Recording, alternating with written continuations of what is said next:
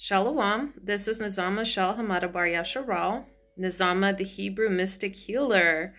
I would like to give a quick shout out to my 3D kin, the 12 tribes of Israel scattered to the four corners of this earth realm. Shalom, much love to you all. I would also like to give a shout out to my cosmic kin, scattered to the 12 dimensions of this universal egg matrix. I'd also like to give a little love to my viewers, especially those subscribed. Once again, if you haven't subscribed to my channel, please do so now and hit the notification bell because I'm going to be streaming some pretty amazing stuff. Okay, now that I got that out of the way, I just recently released a video about that not all starseeds are Hebrew Israelite. And so I'm doing a follow-up video. It's not really a part 2, but it's on a related topic. I'm doing a video on the brotherly feud, on Enki versus Enlil, Jacob versus Esau, that whole process. So there's a lot of misunderstanding about that story, but I'm going to be speaking from a Niberu Hebraic perspective, based on my own personal akashic records, based on the research I've done, and also the akashic records of clients that I've worked with as well.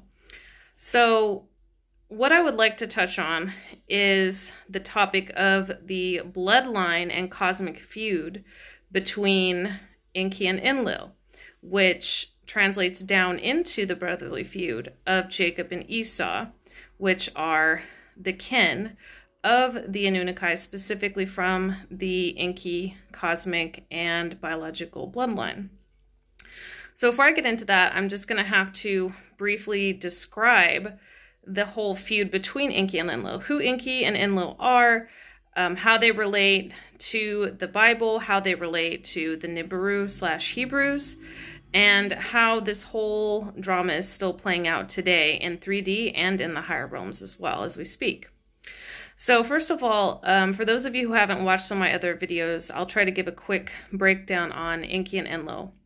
Enki and Enlil are two of the Annunaki, which according to the Sumerian text were the creator gods.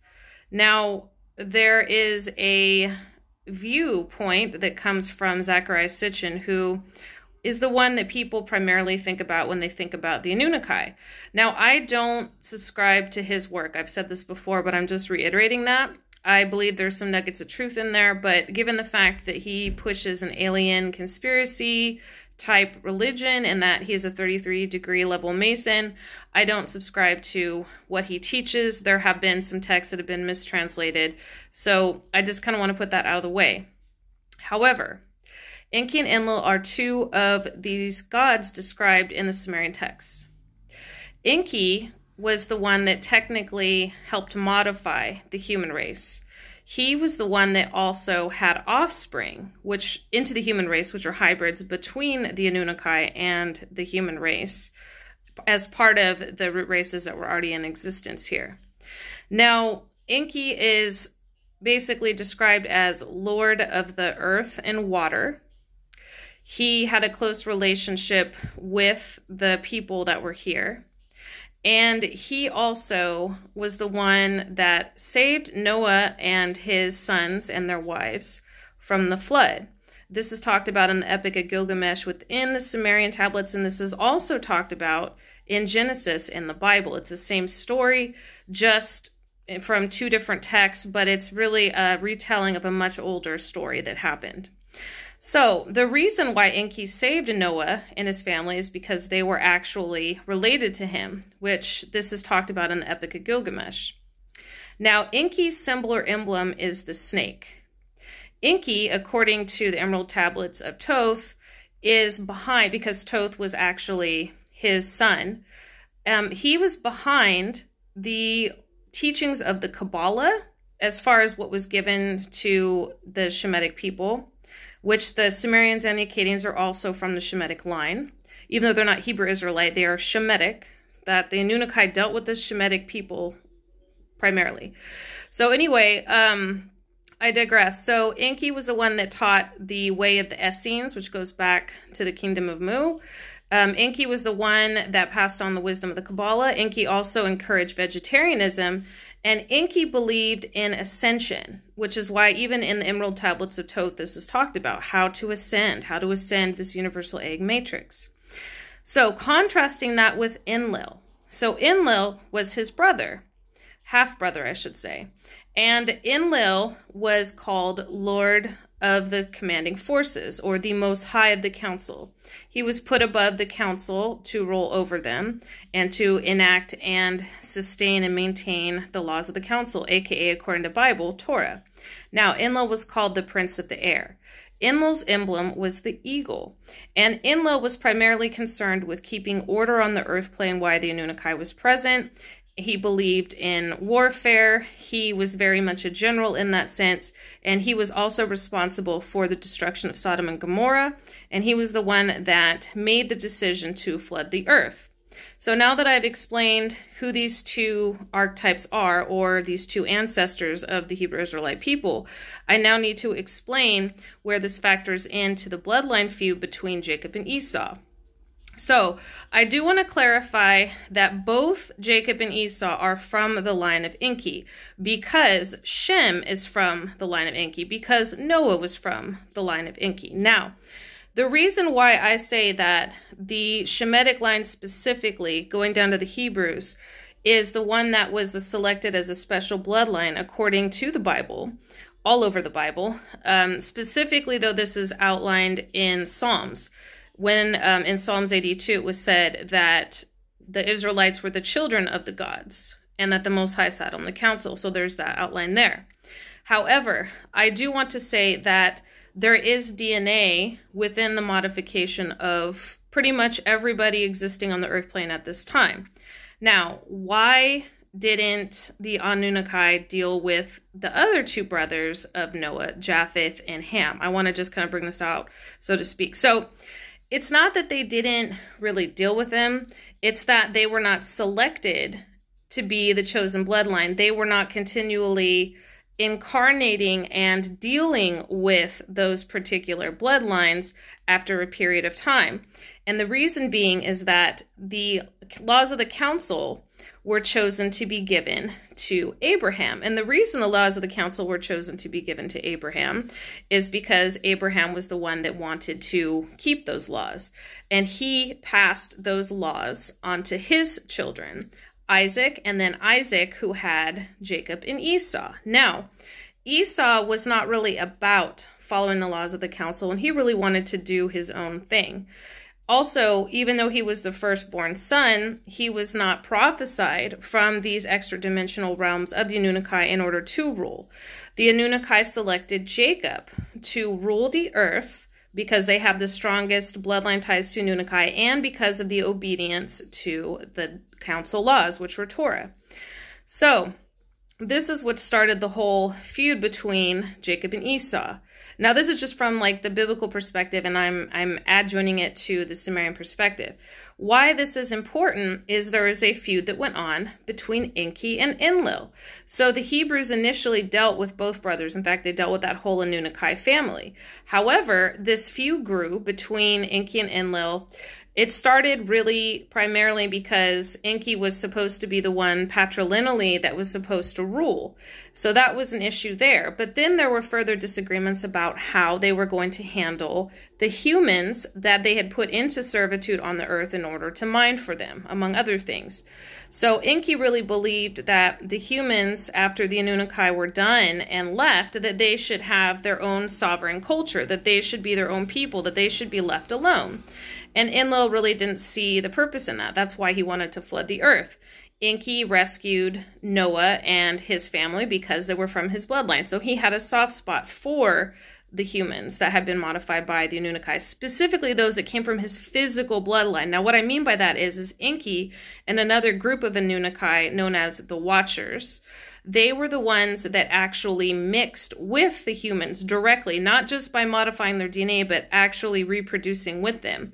They believed that the humans should be able to learn the wisdom of the quote-unquote gods and that they should be able to have their own society. Now, the council did not agree with this. So the council punished those particular Annunaki and exiled them, Enki included. It was around this time that Enki and Enlil, that was like the head breaking point of the feud. Around that same time, the symbol of the serpent, which was originally associated as a symbol of wisdom, which was also the emblem of Enki, started to be vilified. And Enlil started to more so take over in the forefront in dealing with the Hebraic bloodline. So Enlil was the one that was passing on the laws of the council. Enlil was the one that was wanting the Hebrews to go to war with other nations of the earth in order to establish Annunaki dominance.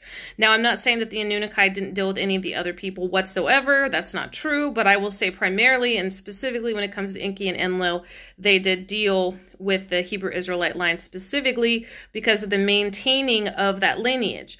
Once the Annunaki blood was running through the Hebrew Israelite bloodline, they did not want them mixing with other nations. So that was to protect that patrilineal aspect that goes back to the laws of the council. So basically, once this feud happened between Enki and Enlil, there were the Hebrew Israelites that sided with Enki, that were more along the Essene way, that practiced vegetarianism, that believed in the esoteric aspects of the Kabbalah, that were really focused on ascending. And then there were the Hebrews that aligned more to Enlil, which dealt more with the laws of the council. Now, that didn't mean that the other Hebrews weren't keeping Torah.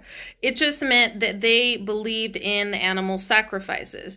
They believed in going to war against the nations. They just sided between the two brothers with Enlil in that respect. So this is where that whole War of the Gods goes from a warring different gods. So it wasn't just those two brothers. There were other Annunaki that were also vetting for power as well, and other star nations. But I'm just going to focus on these particular two brothers. So this type of frequency, this bloodline feud, was transmuted to the Hebrews and got carried over through Jacob and Esau. In fact, so much so that Esau became associated with the symbol of the eagle and ended up going to war against his brother Jacob. So once Jacob was chosen and his 12 sons to carry on the inheritance of the Annunaki, to keep their laws, to rule over the other people on earth in that particular fashion, Esau was upset and Esau started going to war against Jacob. So when Jacob, and when I say Jacob, I mean the Hebrew Israelites, the 12 tribes of Jacob, when they started breaking the council laws and dealing with other Annunaki and doing their own thing and getting this idea that basically they were sovereign in that sense, Enlil got upset, and Enlil and the rest of the council decreed that they would lose their position as rulers on the earth. They were cursed within that particular bloodline and that frequency, and they were scattered to the four corners of the earth. At that point in time, Esau, the other brother, because of his Annunaki bloodline ties as well, remember, they both went back to Isaac, they both went back to Abraham and Shem. Because of this whole process, then he was allowed to take over, and the Annunaki stood back in that whole thing. So when Esau took over, taking on that frequency or that energy of Enlil, started oppressing his brother Jacob all around the earth. So this became a replaying of what happened between Enki and Enlil. Jacob became the symbol of the serpent, or the exiled one, or the one that was cast off, you know, to scatter to the four corners of the earth. And Esau took up the emblem of the eagle. You can actually see this played out in the Bible, in the scriptures. So specifically in Obadiah. So wherever the serpent went to try to build a society for themselves and a culture, even long after the Annunaki left this earth plane in a physical sense, even long after that, Esau continued pursuing his brothers and oppressing them. And this is why you see in the nations that are being ruled by Esau to this day, you see the symbol of the eagle. And what's interesting is, just to give an example of this in 3D perspective, the Aztecs were actually the symbol of the serpent. They actually believed in Enki. They believed in Thoth. They believed in that. In fact, Thoth was considered Quetzalcoatl, the feathered serpent, you know, which was the winged serpent or the dragon. They served him initially before they ended up serving Enlil later, but that's beside the point. So while they were serving him, they were living in harmony. And when the Annunaki left, they started panicking and giving blood sacrifices and even human sacrifices. But I digress. Before the complete collapse of their empire, the descendants of Esau, which came from Spain, which came from England, came from those European regions, came over and started conquering them. That's why in Mexico, to this day, you see the flag of the eagle carrying the serpent in its talons. It's basically a demonstration that they were conquered by those particular people. Now, Esau is put up in high places throughout the earth. So even though the indigenous of the Aztec people are technically from the line of Jacob, their brother Esau is actually ruling over them. And they are in an oppressive state. They've lost their whole sense of ancestral lineage. They lost their Hebraic culture. So this has happened all over the earth. Same thing happened in the United States. And what do we have here in the United States? We have the symbol of the eagle as the flag, related to the flag, the U.S. being the symbol of the eagle. So it's the same thing playing out. Same thing happened in Europe.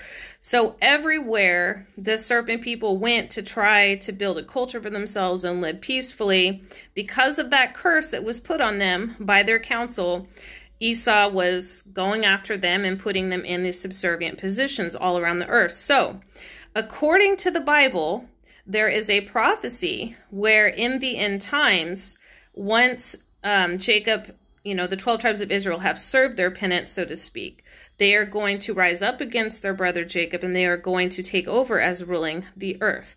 And from that point forward, Esau will never be allowed to rule again.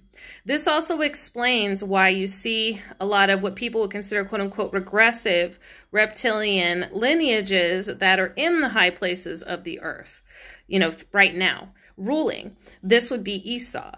Now, I'm not saying that every particular person that is from European descent is Esau, because there's other bloodlines mixed up, and there's Japhetic bloodlines, there's Hamitic bloodlines mixed up in the earth.